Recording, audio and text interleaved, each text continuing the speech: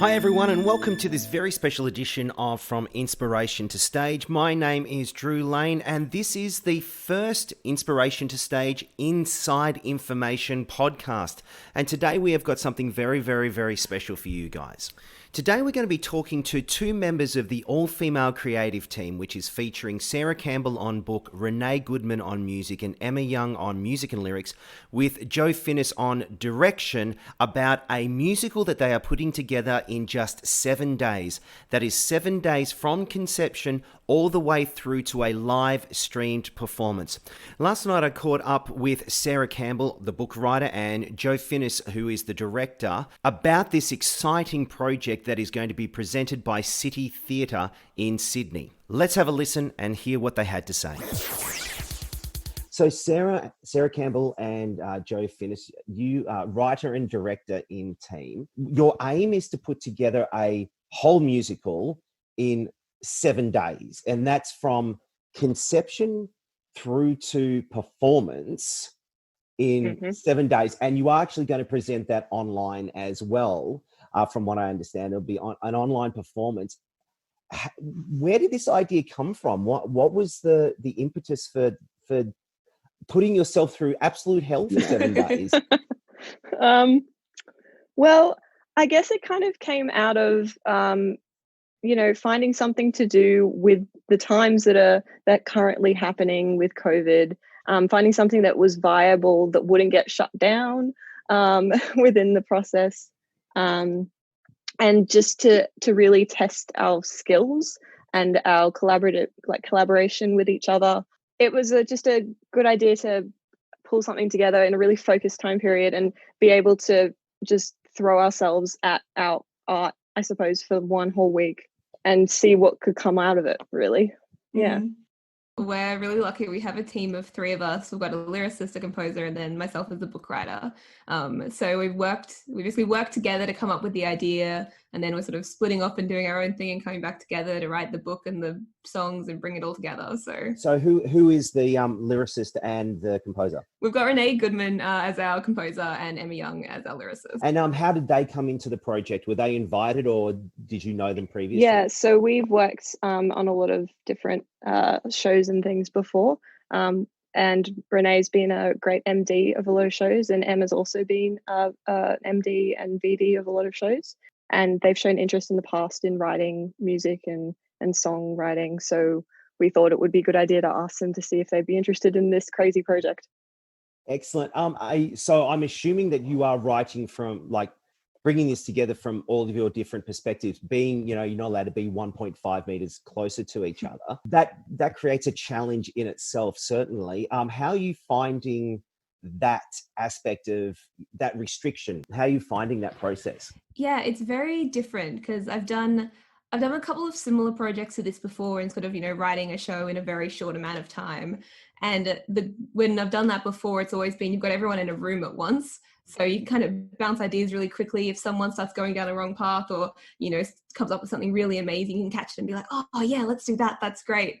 Well, when it's over Zoom, it's just that little bit trickier to have that sort of interaction and that spontaneity that you would otherwise have. But I think it's also really good in the way that, you save a lot of time not having to travel to meet people, which is great.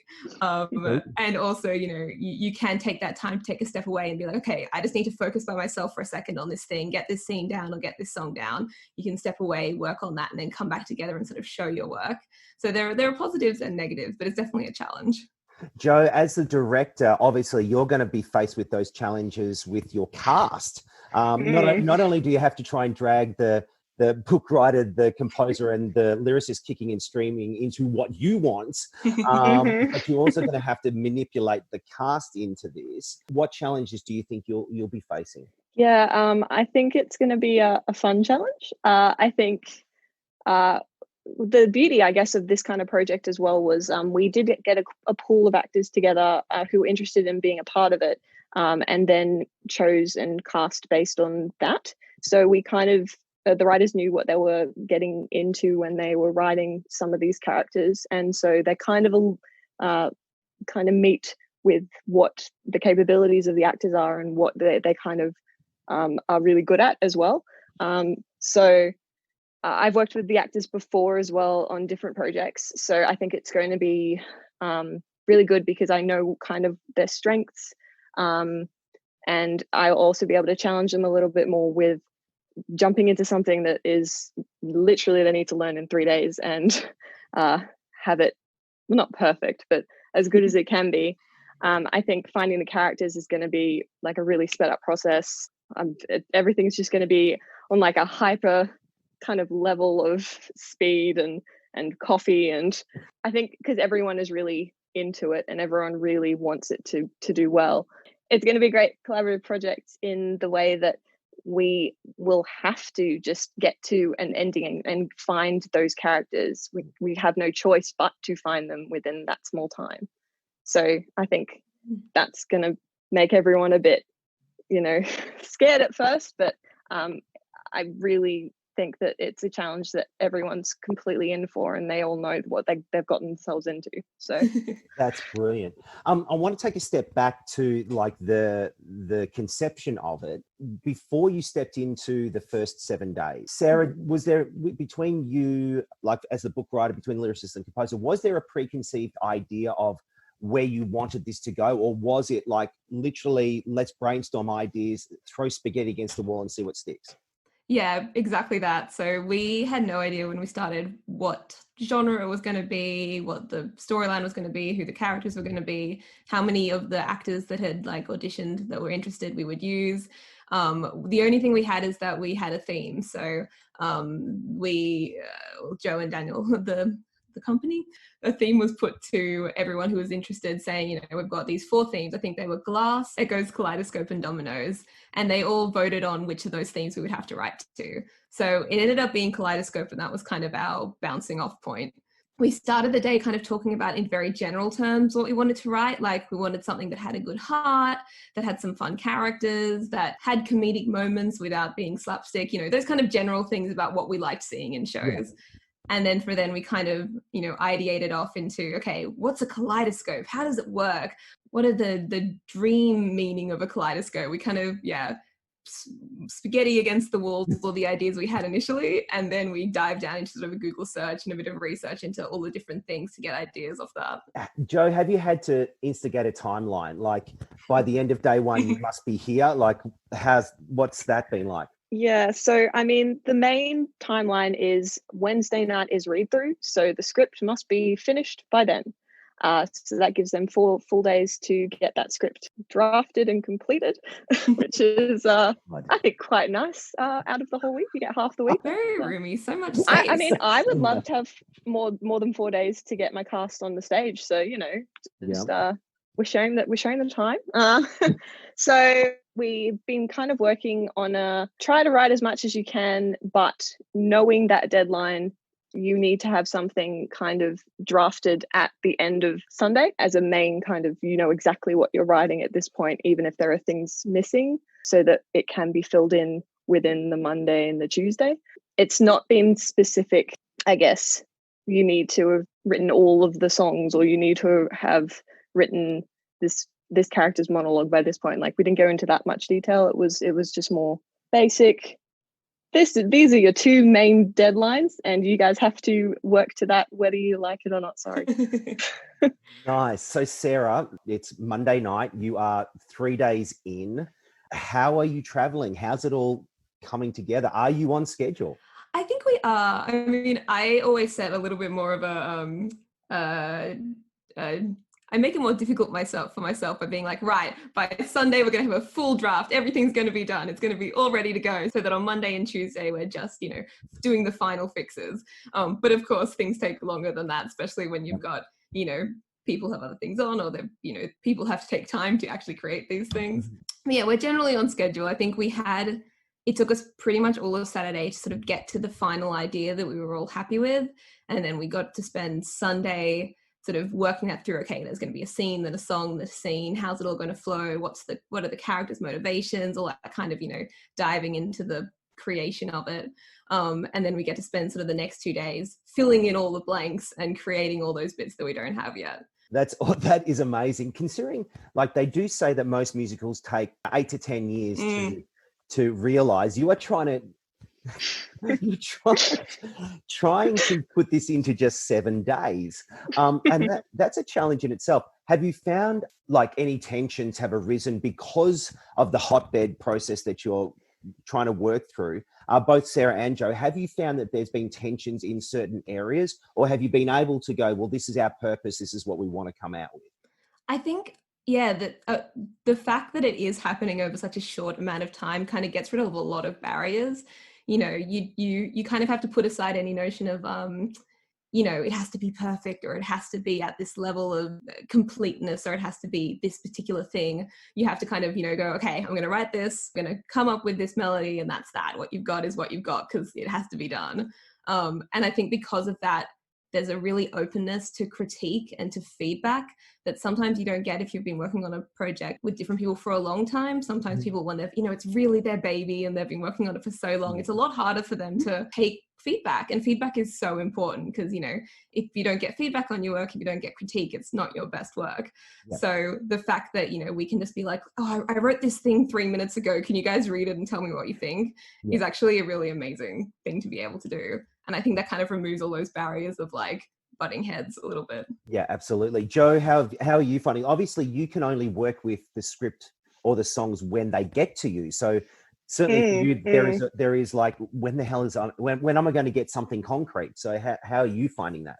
Look, I'm finding it quite interesting because I'm watching things go from like, oh, okay, I really understand that they've got this particular idea for the show and I'm really into that. Oh, nope, they've changed it to that now and that character's now going to do that. Okay, I can get my head around that so that it's going to all work out with the character dynamics. And, oh, okay, so then the slightly changing that now, that's okay. So it's just, I guess I'm trying to make sure that I'm not getting set in my ideas too soon, because I am there to be able to hear and to see what they're coming up with right now, just so that I don't go in completely blind. It's good because I can see where it's going, but I can't make all my preparation yet until it is finalized. Yeah. So I think that's my struggle, just seeing some really great things coming out, but it changing and then being a different kind of great. So I guess, yeah, just, I don't know, finding my own head amongst this crazy time, just making sure that I'm not going to get I'm not going to drown in all the different ideas that I'm coming up with all these ideas that are coming in. So obviously Kaleidoscope is your theme. Do we have a title? Like, is there a solid title yet? We think so. Our working title is Collisions. Okay, well, let's go with that for the time being. Yeah. Okay, obviously you're at this point. In a couple of days, you have to sign off on the script, the book, the lyrics, the songs. Jo takes it from there. Yeah, and Jo's looking very excited by that opportunity. Excellent. So, Jo, how much say will the writing team have once they've given it to you? Is it going to be, no, we have to stick to what's here? Or are you going to allow them to change things on the fly? So changing things on the fly is a very loose term that won't be used in the last couple of days. It will be a very considered kind of effort, I think, with any changes that we do make. And it will be based mostly on how the actors are taking in the creation. Mm-hmm. So if it's not sitting well with them and they're not feeling like it's working for them, it will then go back to the team to have a chat about how they can make it work for the actor. So it kind of, I guess, instead of it being in the writing team's hands of, oh, I can see that's not working, let's fix it, it's going to be more of the actor approaching the team or approaching me, and then me approaching the team to say, can we make some changes to this, just because the actor here isn't really thinking that the character would say that particular line. Like, can we make a little change? Mm-hmm. Yeah. Sarah, do you think that's just a working hazard of the timeline and the process that you're going through? Oh yeah, absolutely. It's interesting because every musical, every show I've written before I've always directed it. So I'm really excited to see how it changes and what happens when you sort of hand that over to someone else. But also, yeah, usually when you write something, if you've got more time, you would, get actors to read it and give you that sort of extra level of, another level of feedback that we just don't have time to do right now. We have to write it, we have to get it out. so we don't have time to get someone to do like a reading of it or something, so we can see how things flow and see how things sound. So it's just kind of, again, it's a sped up version of that process. Yeah, absolutely. So when it comes to life on the stream Saturday 7:30 p.m., what standard are we looking for? Like what can we expect as a viewer, knowing that there's been 7 days, fully coming and going, okay, they've had 7 days to literally throw this together from conception. What sort of standard are you looking for to present to us? Sure. Proper full I was going to say Hollywood, proper full Broadway musical, no lower standard than that. It's going to be perfect. So we're going to have, like a revolving stage and things. Yeah, revolving stage, multiple lights, brilliant, fast costume changes. some good ideas there, Sarah, but I think we'll go a different way. Well, basically what we have is we will have stage lighting, we'll have live music, we'll have costumes, we'll have props, we'll have everything there, and hopefully no books in hand unless it is a prop that is meant for the scene. So completely off book. Yep. In 3 days. Yep. Oh my goodness, that's insane. That's it. Good luck to them. Yeah. Hey, you don't have to worry about that aspect, Sarah. You just go, here it is, go for it. So you said live music. Is that a band or is it piano or is it, what are we looking at? Probably piano at this stage. Yep. They might add something in as they are filling out their musical motifs that they're working with right now. Mm-hmm. We do have Renee is a really great reeds player. She plays basically any reed woodwind you can think of. She's amazing. So she might decide that a particular theme would carry better with a saxophone. We're not too sure right now because it's not finalized yet. That's for Wednesday night. Yes. It'll be finalized. Wow. Okay. So after Saturday night, 7:30, what happens to the show next? Sarah, do you think you'll go back to it and expand it and rework it? Like what's the future for Collisions? I don't know, honestly. I think it's one of those things that'll depend on how well it goes in the end. Yep. If it ends up, going really well and we feel like it can be expanded, or it could be even the opposite way, if it could be shortened or tightened, then that's something that's worth coming back to, I think, always, rather than just letting an idea die. If it all turns to hell, then maybe we'll have a different idea, but use one of the other ones we came up with. Yeah. I'd always love to come back to these, fast-paced musicals and see what can be done with them. But so up in the air. Up in the air. What's the running time? Like, what are we thinking at? We're looking probably, more towards like 30 to 40 minutes is the aim at the moment. So, yeah.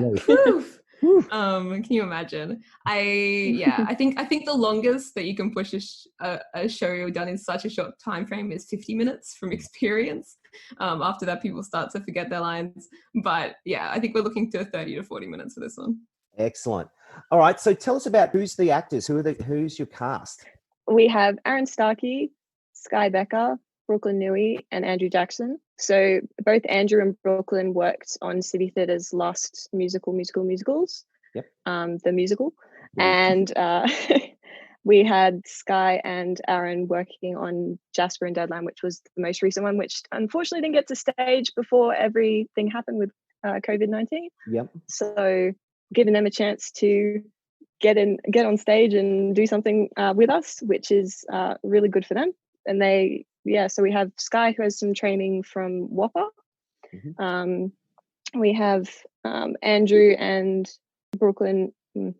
Andrew, who has a lot of community theatre kind of credits around the North Shore kind of area. And Aaron and Brooklyn, who we've worked with in many other shows before City Theatre. They're all very comfortable with me as a director as well, which is going to help with the sped up nature of the show. Yeah, very cool. Now, how do we get to see Collisions? Like, where do we need to go? What do we need to pay? Let us know. What's the story? How do we see this show? It's going to be streaming through the City Theatre webpage, and it will be streaming for free with a donation link below if you feel like you'd like to donate towards the actors and the more just the whole team, so that we can pay for everything that we've spent on this show. Yeah, so we also have a Facebook event that it'll be easy to access the stream link at 7:30, We have a couple of seats that we're actually selling at the venue, as we can with the COVID restrictions, which is the Flight Path Theatre in Marrickville. In Marrickville. Nice. You've done well. I think that means we can all check it out. Is it just for the one night? Unfortunately, yes.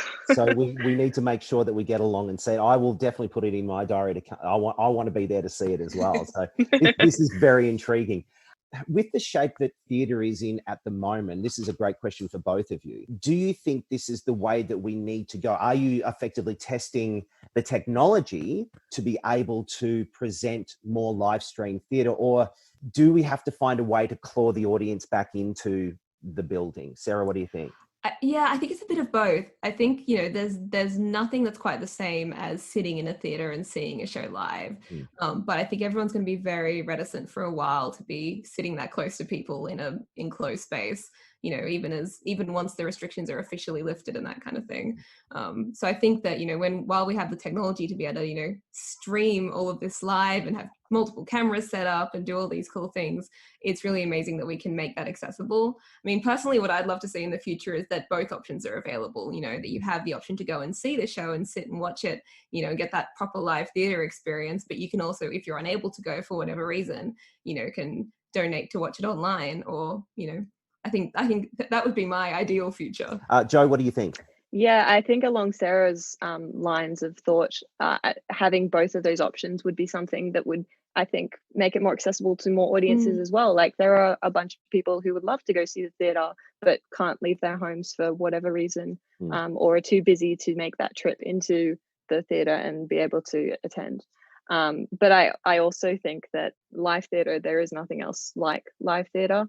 And it is an important thing that we need to think about when we're coming out of these times, to try to make sure that we don't lose it, just because it's looking like one of the lowest priorities, unfortunately, in the scheme of things, which we as like the community of theatre need to try to make that change, basically, as we're moving back into times where we can go and see a show and really enjoy and get that experience back.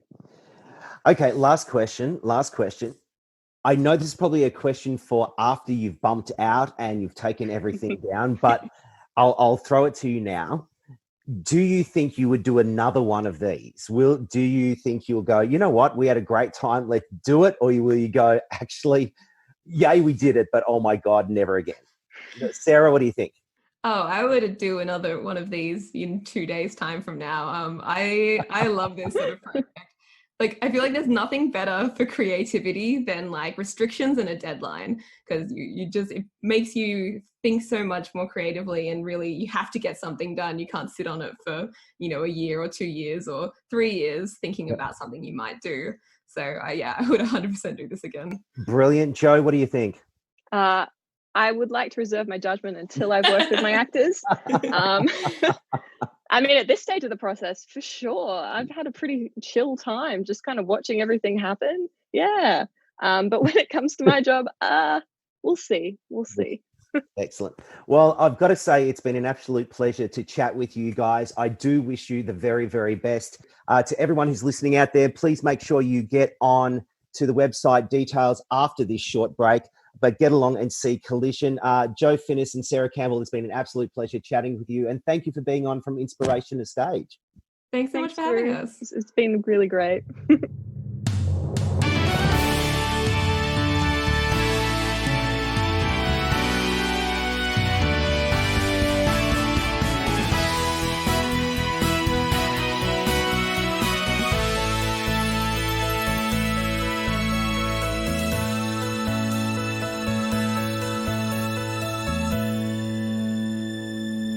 Thank you very much for joining me on this very special edition of From Inspiration to Stage, Inside Information.